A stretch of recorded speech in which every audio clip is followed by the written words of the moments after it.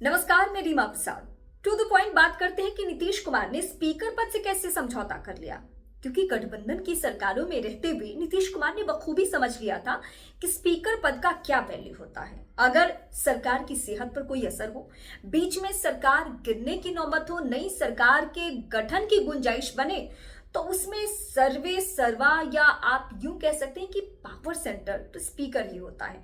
और इसीलिए नीतीश कुमार चाहे आरजेडी के साथ सरकार की स्थिति में रहे हों, उनके साथ जब उन्होंने सरकार गठन किया हो, या बीजेपी के साथ लगातार सरकार में जब रहे हों, स्पीकर तो जेडीयू खेमा का रहते रहा है और इस ओहदे से वो कभी कॉम्प्रोमाइज करते नहीं हैं।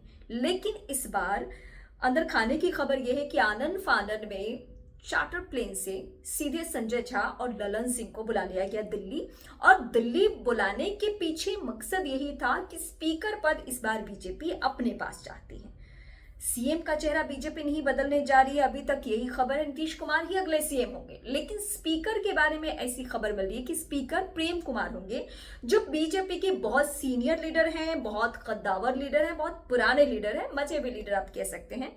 तो उनके ऊपर बीजेपी भरोसा करना चाहती है। विजय सिन्हा जो डेप्यूटी सीएम होने के साथ साथ वो ये जिम्मेदारी भी संभाल चुके हैं, पूर्व में स्पीकर की जिम्मेदारी को संभाल चुके हैं। और विजय सिन्हा और प्रेम कुमार दोनों की आपस में मुलाकात भी हो चुकी है और ये खबरें अब सबके सामने हैं कि स्पीकर प्रेम कुमार हो सकते हैं। लेकिन सवाल सबके जहन में है कि नीतीश कुमार क्या इस मसले पर समझौता कर चुके हैं, क्या उन्होंने इसकी रजामंदी दे दी है। दो बड़े चेहरे उनकी पार्टी के सिपहसालार कह सकते हैं या नीतीश कुमार के राइट हैंड कह सकते हैं, रणनीतिकार कह सकते हैं, ललन सिंह और संजय झा, ये दोनों दिल्ली में जाकर अमित शाह से मुलाकात कर चुके हैं। और इस मुलाकात के पीछे सरकार गठन ही है कि किसको कितने मंत्री पद और साथ साथ कौन कौन सा विभाग और स्पीकर पद किसके पास। तो मोटे तौर पे सहमति बन चुकी है। सरकार गठन को लेकर पूरा प्रारूप तैयार हो चुका है। गांधी मैदान वो जगह, वो ऐतिहासिक जगह जहां पे शपथ होना है, और 10वीं दफा गांधी मैदान इस सियासी ऐतिहासिक घटना का गवाह बनने जा रहा है जब नीतीश कुमार सीएम चेहरा होंगे। वो अब तो ये जोक का विषय है कि सरकार किसी के साथ भी आप गठन करो, चाहे आरजेडी के साथ बनाओ या फिर बीजेपी के साथ, लेकिन चेहरा तो नीतीश कुमार ही होते हैं। तो इस बार भी चेहरा नीतीश कुमार ही है, नीतीश कुमार ही शपथ लेंगे मुख्यमंत्री पद के लिए।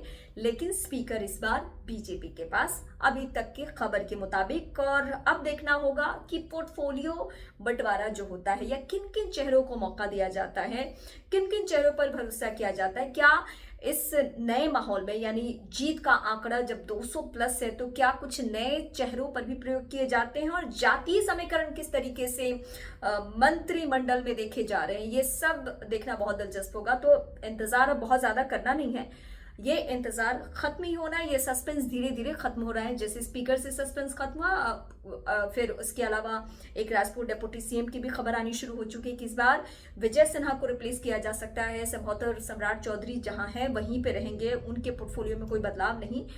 लेकिन इसके अलावा मैं बार बार दोहराती हूँ कि बीजेपी और बिहार तो हमेशा एक नए प्रयोग के लिए जाने जाते हैं। तो क्या नया होना है, इसके लिए आप मेरे साथ लगातार बने रहिए।